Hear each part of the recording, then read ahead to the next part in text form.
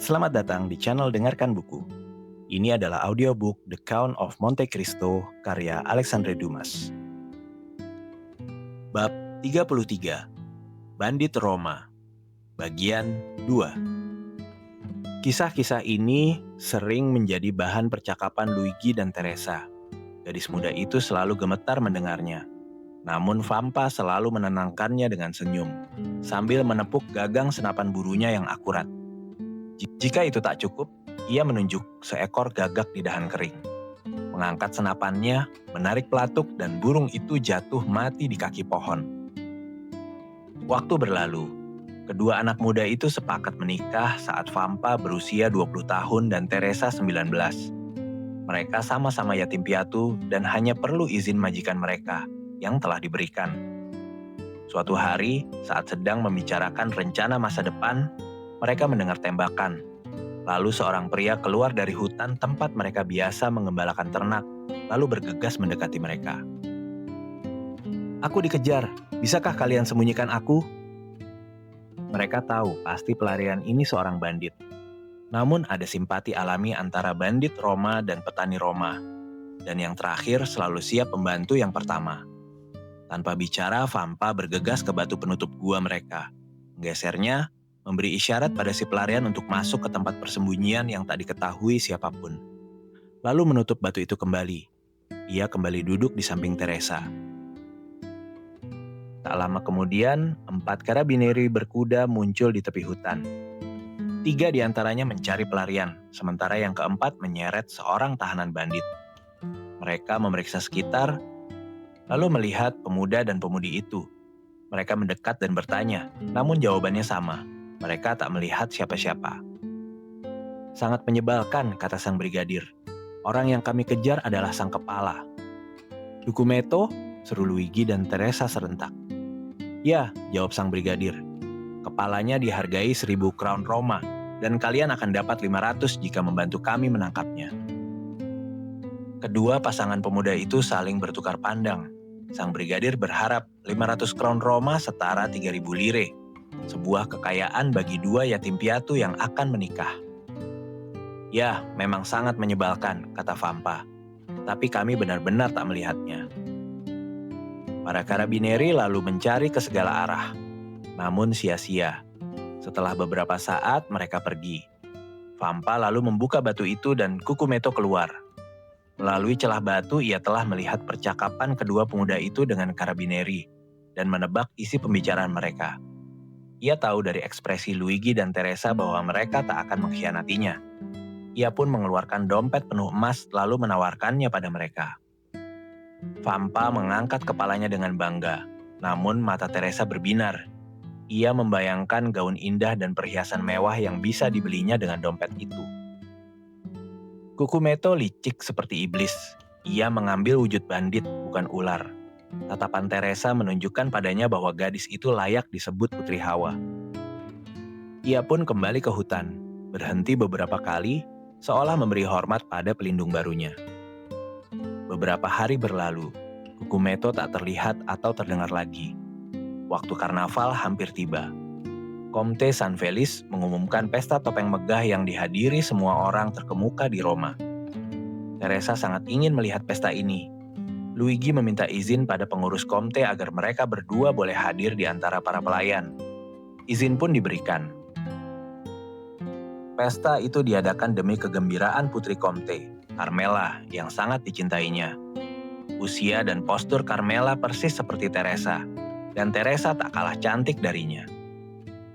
Malam pesta, Teresa mengenakan pakaian terbaiknya, perhiasan paling berkilau di rambutnya, manik-manik kaca paling cerah, dan kostum wanita Frascati. Luigi mengenakan pakaian petani Roma yang sangat indah untuk hari raya. Mereka bergabung dengan para pelayan dan petani sesuai izin yang diberikan. Pestanya luar biasa megah.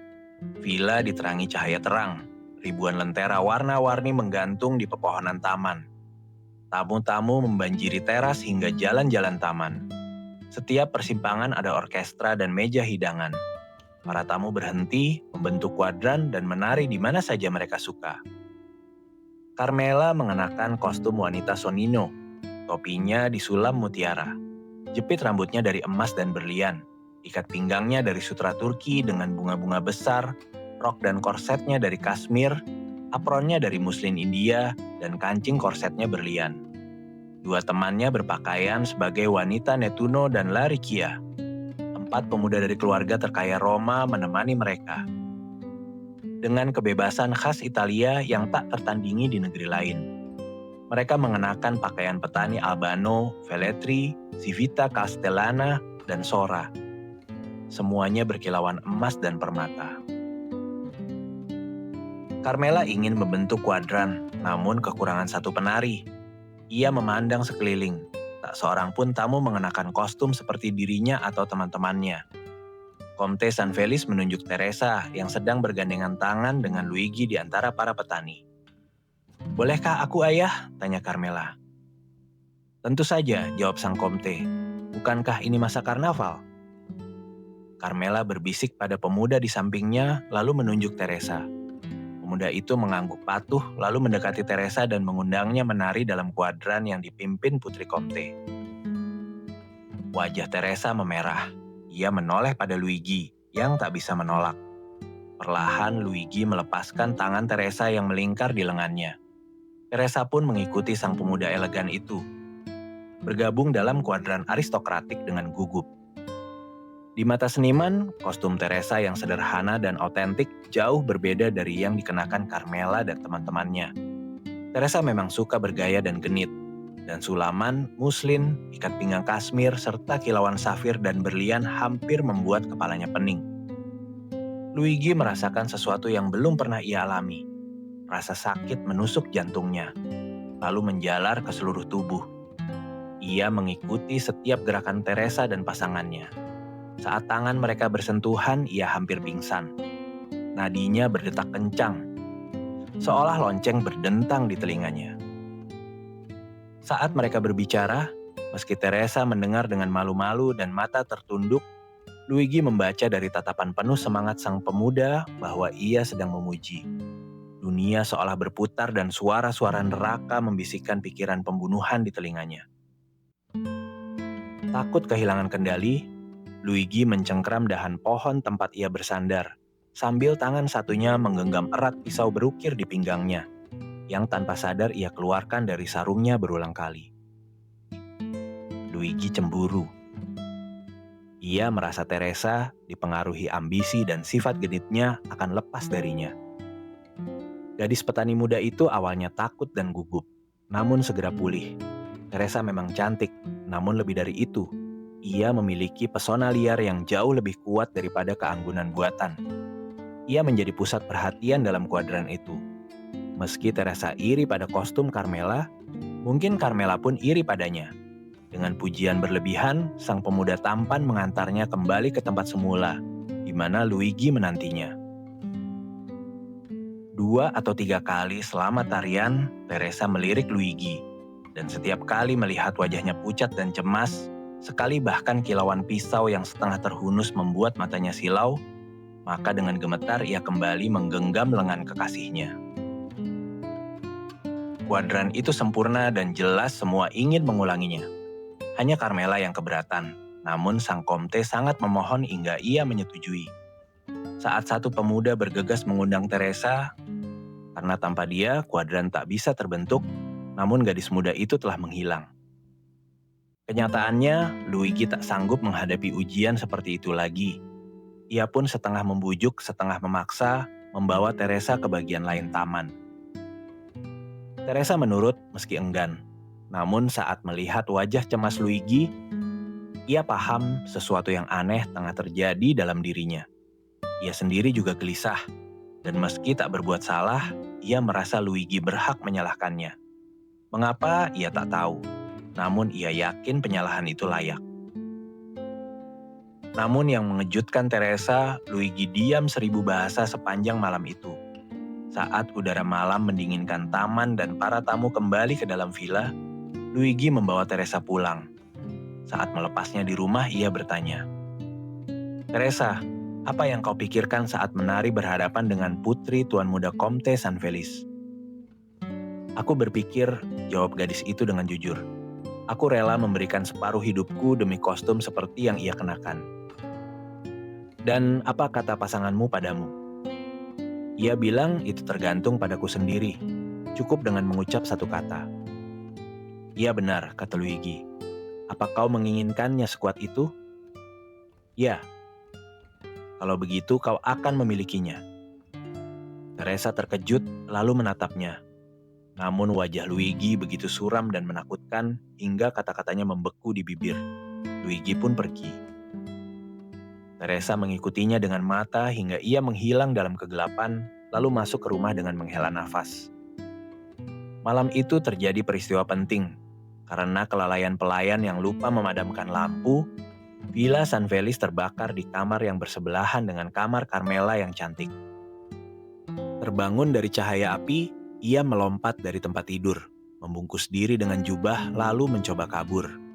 Namun koridor telah dilalap api. Ia kembali ke kamarnya dan berteriak minta tolong. Saat tiba-tiba jendelanya yang setinggi 20 kaki terbuka dan seorang petani muda melompat masuk, dengan kekuatan luar biasa, ia mengangkat Carmela dan membawanya ke halaman rumput di mana ia pingsan. Saat sadar, ayahnya sudah di sisinya. Para pelayan mengelilinginya, menawarkan bantuan. Sayap villa hancur terbakar. Namun apa artinya itu selama Carmela selamat? Sang penyelamat dicari di mana-mana, namun tak muncul. Tak seorang pun melihatnya. Carmela sangat sedih karena tak mengenali penyelamatnya. Karena sang komte sangat kaya, kerugian akibat kebakaran hanyalah hal kecil. Terutama karena nyawa Carmela selamat secara ajaib yang dianggapnya sebagai karunia ilahi. Keesokan harinya, pada jam biasa, kedua pemuda itu kembali ke tepi hutan. Luigi datang lebih dulu. Ia menghampiri Teresa dengan semangat tinggi, seolah telah melupakan kejadian malam sebelumnya. Teresa sendiri termenung. Namun melihat Luigi ceria, ia pun tersenyum. Karena senyum memang alami baginya bila tak sedang marah atau gelisah. Luigi menggenggam lengannya lalu membawanya ke pintu gua. Ia berhenti. Teresa merasa ada yang aneh. Menatapnya tajam. Teresa, kata Luigi, kemarin malam kau bilang kau rela memberikan segalanya demi kostum seperti Putri Comte. Ya, jawab Teresa heran. Tapi aku gila mengucapkan keinginan itu. Dan aku menjawab, baiklah, kau akan memilikinya. Ya, jawab gadis itu. Keheranannya makin besar. Tapi tentu saja itu hanya untuk menyenangkanku. Aku tak pernah menjanjikan lebih dari yang kuberikan, Teresa, kata Luigi dengan bangga. Masuklah ke gua dan bergantilah pakaian. Sambil berkata demikian, ia menggeser batu penutup dan memperlihatkan gua yang diterangi 2 lilin dengan cermin megah di dalamnya. Di atas meja kayu buatannya tergeletak kalung mutiara dan jepit berlian, dan di atas kursi terlipat kostum lengkapnya. Teresa berseru gembira. Tanpa bertanya dari mana pakaian itu berasal atau berterima kasih pada Luigi, ia langsung masuk ke gua yang kini jadi ruang gantinya. Luigi mendorong batu itu kembali. Karena di puncak bukit kecil di dekat Palestrina, ia melihat seorang musafir berkuda berhenti sejenak seolah bingung arah, yang sosoknya terpahat sempurna di langit biru khas selatan. Saat melihat Luigi, sang musafir memacu kudanya mendekat. Luigi tak salah duga, sang musafir yang sedang dalam perjalanan dari Palestrina ke Tivoli tersesat. Pemuda itu memberi petunjuk, namun karena jalan kembali bercabang 3 sejauh 1/4 mil, sang musafir memohon Luigi menjadi pemandunya. Luigi melemparkan jubahnya ke tanah, mengangkat senapannya lalu berjalan cepat di depan sang musafir. Langkahnya begitu gesit hingga kuda pun kewalahan mengikutinya. Dalam 10 menit mereka tiba di persimpangan. Di sana dengan sikap megah seperti kaisar, Luigi menunjuk jalan yang harus diambil. Itu jalannya yang mulia, kini kau tak akan tersesat lagi. Dan ini balasannya, kata sang musafir sambil menawarkan beberapa koin kecil. Terima kasih, kata Luigi sambil menarik tangannya. Aku memberi layanan, bukan menjualnya.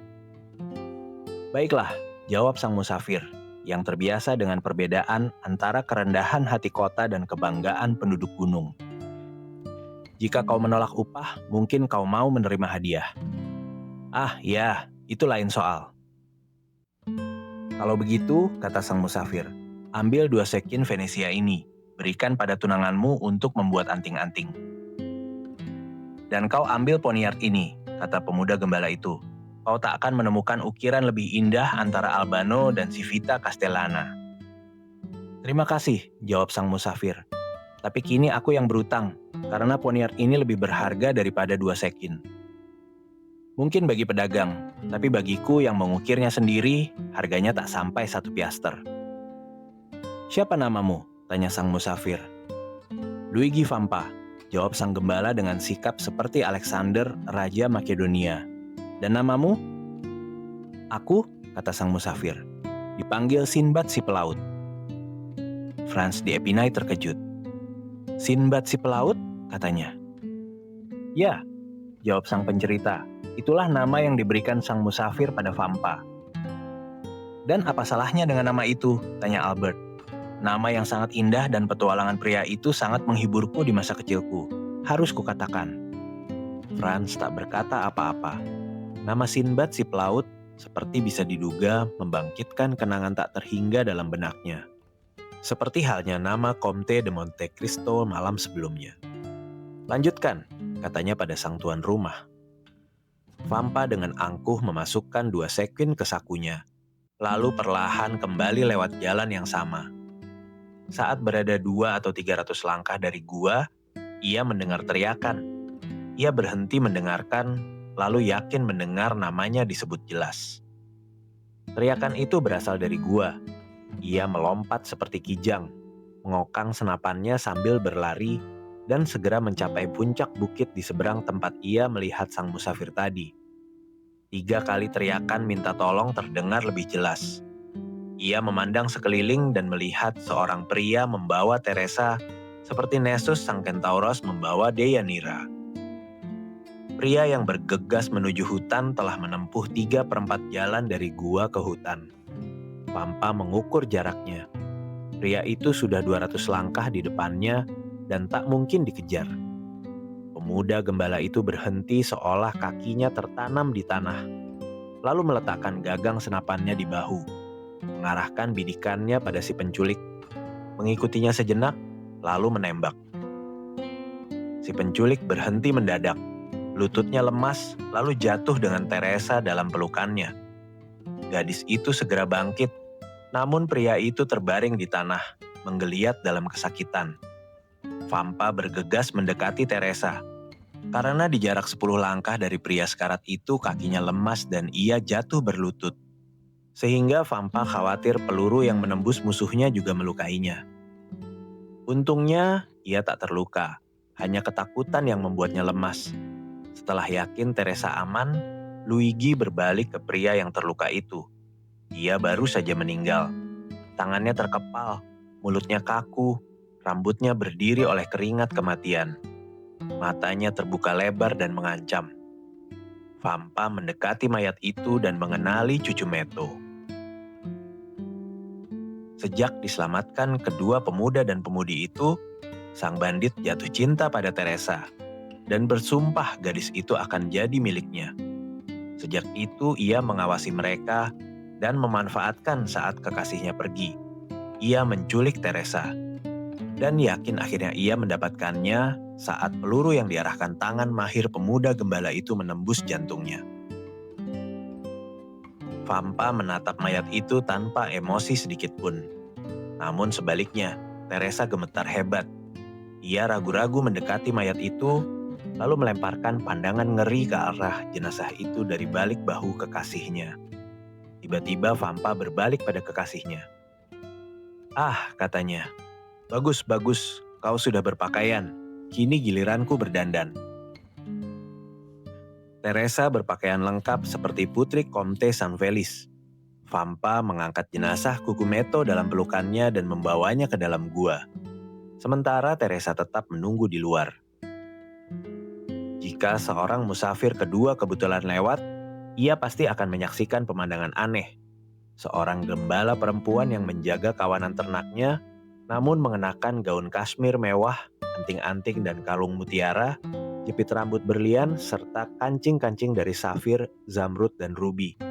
Ia pasti mengira dirinya kembali ke zaman Florian. Dan begitu tiba di Paris, ia akan bersumpah bahwa ia bertemu seorang gembala Alpen yang duduk di kaki Bukit Sabine. Seperempat jam kemudian, Vampa keluar dari gua. Pakaian yang dikenakannya tak kalah mewah dari Teresa. Ia mengenakan rompi beludru merah delima dengan kancing emas berukir, rompi sutra bersulam indah, syal Romawi melingkar di lehernya. Kotak peluru berhiaskan emas dan sutra merah hijau, celana beludru biru langit yang diikat di atas lutut dengan gesper berlian, ikat kaki kulit rusa berukir arabesk rumit, serta topi yang dihiasi pita warna-warni. 2 arloji tergantung di ikat pinggangnya, dan sebuah poniard indah terselip di sabuknya. Teresa berseru kagum. Dalam balutan pakaian itu, Vampa tampak seperti tokoh dalam lukisan Leopold Robert atau Snatch. Ia telah mengenakan seluruh pakaian Cucumetto. Pemuda itu melihat efek yang ditimbulkan pada tunangannya dan senyum bangga menyungging di bibirnya. "Nah," katanya pada Teresa, "apakah kau siap berbagi nasib denganku, apapun bentuknya?" "Oh iya," seru gadis muda itu penuh semangat. "Dan mengikutiku kemanapun aku pergi? Sampai ujung dunia. Kalau begitu, ambil lenganku dan mari kita pergi. Kita tak punya waktu untuk menunda." Gadis itu segera menurut, tanpa bertanya kemana kekasihnya membawanya karena di matanya, Vampa kini tampak tampan, gagah, dan perkasa seperti dewa. Mereka menuju hutan lalu segera memasukinya. Tak perlu dikatakan bahwa Vampa mengenal seluruh jalan di pegunungan itu. Ia melangkah tanpa ragu sedikit pun, meski tak ada jalan setapak yang jelas. Ia hanya mengikuti petunjuk pohon dan semak-semak. Mereka terus berjalan hampir 1,5 jam, hingga akhirnya tiba di bagian paling lebat hutan itu. Sebuah aliran sungai kering membawa mereka ke lembah sempit. Vampa mengambil jalan liar ini, yang diapit 2 bukit berbatu dan dinaungi pepohonan pinus lebat, seperti jalan menuju Avernus yang digambarkan Virgil, kecuali medannya yang curam dan sulit dilalui. Teresa mulai ketakutan melihat kesunyian dan keangkeran daratan di sekitarnya. Ia erat-erat memegang lengan kekasihnya, tanpa mengucapkan sepatah kata pun. Namun melihat Vampa melangkah mantap dan tenang, ia berusaha menahan rasa gentarnya. Tiba-tiba sekitar 10 langkah di depan mereka, seorang pria muncul dari balik pohon dan mengarahkan senjatanya pada Vampa. "Jangan melangkah lagi," katanya, "atau kau mati." "Apa ini?" jawab Vampa sambil mengangkat tangan dengan sikap meremehkan. Sementara Teresa yang tak tahan lagi menahan ketakutannya, berpegangan erat padanya. Apakah serigala kini saling mengoyak? "Siapa kau?" tanya sang penjaga. "Aku Luigi Vampa, gembala dari peternakan San Felis." "Apa maumu?" "Aku ingin berbicara dengan kawan-kawanmu yang sedang berkumpul di padang Rocca Bianca." "Kalau begitu ikuti aku," kata sang penjaga. "Atau karena kau tahu jalannya, berjalanlah di depan." Vampa tersenyum sinis melihat kewaspadaan bandit itu. Ia berjalan di depan Teresa, melangkah dengan mantap dan santai seperti sebelumnya. 10 menit kemudian, sang penjaga memberi isyarat agar mereka berhenti. Kedua pemuda itu menurut, lalu sang penjaga menirukan 3 kali suara gagak. Sebuah suara serak menjawab isyarat itu. "Bagus," kata sang penjaga. "Kalian boleh lanjut." Luigi dan Teresa pun melanjutkan perjalanan. Saat berjalan, Teresa gemetar ketakutan melihat kilau senjata dan karabin di balik pepohonan. Persembunyian Rocca Bianca terkenal di puncak bukit kecil, bekas gunung berapi purba yang telah padam jauh sebelum Remus dan Romulus meninggalkan Alba untuk mendirikan Roma. Teresa dan Luigi tiba di puncak, dan tiba-tiba berhadapan dengan 20 bandit. "Ini seorang pemuda yang ingin berbicara dengan kalian," kata sang penjaga. "Apa yang ingin dikatakannya?" tanya pemuda yang memimpin kelompok itu selama sang kepala absen. Aku bosan hidup sebagai gembala, jawab Vampa. Ah, aku mengerti, kata wakil kepala itu. Kau ingin bergabung dengan kami. Selamat datang, seru beberapa bandit dari Verusino, Pampinara, dan Anagni yang mengenali Luigi Vampa. Ya, tapi aku datang untuk meminta sesuatu yang lebih dari sekedar menjadi kawan kalian. Apa itu? Tanya para bandit heran. Aku datang untuk meminta menjadi kepala kalian, kata pemuda itu. Para bandit tertawa terbahak-bahak. Apa yang telah kau lakukan hingga berani menginginkan kehormatan itu? Tanya sang wakil. Aku telah membunuh kepala kalian, Cucumetto, yang pakaiannya kini kugunakan. Dan aku membakar Villa San Felice untuk mendapatkan gaun pernikahan bagi tunanganku. 1 jam kemudian Luigi Vampa terpilih menjadi kepala, menggantikan Cucumetto yang telah tewas. Nah, sahabatku Albert, kata Franz sambil menoleh pada temannya. Bagaimana pendapatmu tentang warga negara Luigi Vampa ini? Aku bilang ia cuma mitos, jawab Albert, dan tak pernah benar-benar ada. Dan apa itu mitos? Tanya Pastrini. Penjelasannya terlalu panjang, Tuan Pemilik, jawab Franz. Jadi menurutmu, Signor Vampa ini benar-benar beroperasi di sekitar Roma?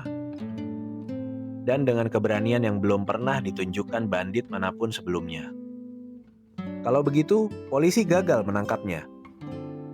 Ya, karena ia punya hubungan erat dengan para gembala di dataran, nelayan di Sungai Tiber, dan penyelundup di pesisir. Mereka mencarinya di pegunungan. Ia berada di perairan. Mereka mengejarnya di perairan, ia sudah di laut lepas. Lalu saat mereka mengejarnya, ia tiba-tiba berlindung di pulau-pulau, Giglio, Gianutri, atau Monte Cristo. Dan ketika mereka memburunya di sana, ia muncul kembali di Albano, Tivoli, atau Laricia. Lalu bagaimana perlakuannya terhadap para pelancong?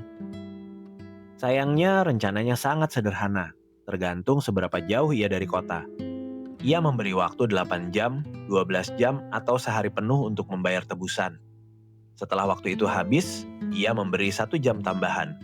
Pada menit ke-60 jam itu, jika uang tebusannya belum tiba, ia akan menembak kepala tahanannya atau menusuk jantungnya dan urusan selesai. Nah, Albert, tanya Franz pada temannya. Apakah kau masih ingin pergi ke Kolosium lewat tembok luar? Tentu saja, jawab Albert, asalkan jalannya indah. Jam menunjukkan pukul 9 ketika pintu terbuka dan seorang kusir muncul. Yang mulia, katanya, keretanya sudah siap. Kalau begitu, kata Franz, mari kita ke Colosseum. Lewat Porta del Popolo atau lewat jalan-jalan kota, yang mulia? Lewat jalan-jalan kota, demi Tuhan, lewat jalan-jalan kota, seru Franz. Ah, sahabatku, kata Albert sambil berdiri dan menyalakan cerutu ketiganya.